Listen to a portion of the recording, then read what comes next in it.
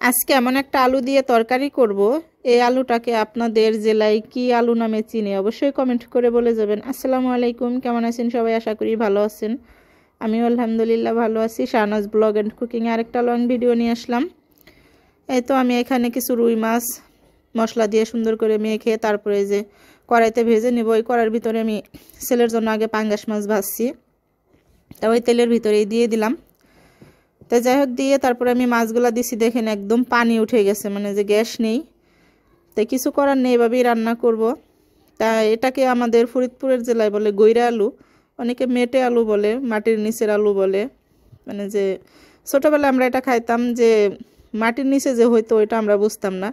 মানে বড় বড় রাস্তার ধারে যে গাছ থাকতো, সেই গাছের সঙ্গে দেখতাম যে আমার মা ওরকম করে এই আলু গাছ লাগাই দিত। পরে যেটা নাকি উপরে ধরতো, যেটা ওই যে ফলের মতো, ওইটাই আমরা রান্না করে খাইতাম, অনেকটা পরিমাণ ধরতো।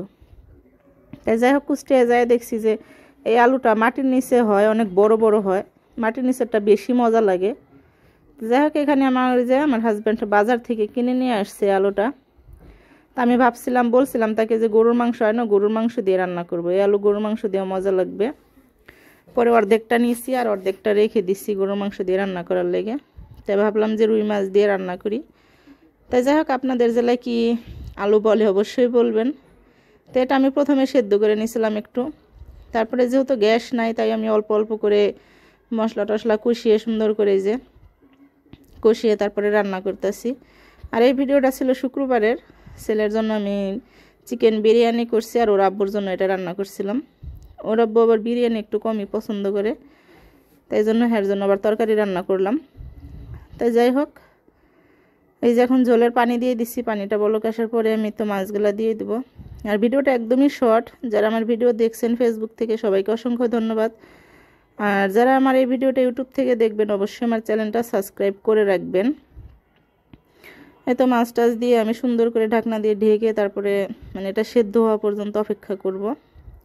আর এই আলুটা একটু সেদ্ধ হতে একটু সময়ই লাগে, তা আমি প্রথমে যদি আরও বেশি করে সেদ্ধ করে নিতাম তাহলে আরও বেশি ভালো হতো। তাই জন্য আমি চুলাটা আরও কমিয়ে রেখে আস্তে আস্তে মানে যে সেদ্ধ করে তারপরে এই করতেছি। আর বিশ্বাস করবেন, এই তরকারিটা ছেলের বাবাই খাইছে, কেননা যেদিনকে বাসায় বিরিয়ানি রান্না হয় ছেলের শুধু নাম, আমারও তো কাম। আমি কিন্তু এখান থেকে বিরিয়ানি খাইছি, মানে যে তরকারি দিয়ে তেমন খাইনি। এই তো এই যে দেখেন কি সুন্দর একদম এখন ঘনই হয়ে গেছে, আমি যেহেতু চুলাটা কমিয়ে রেখে গেছিলাম। আর আলু কিন্তু সুন্দর মতো সেদ্ধ হয়ে গেছে, তা আমি তো চুলাটা বন্ধ করে দিলাম।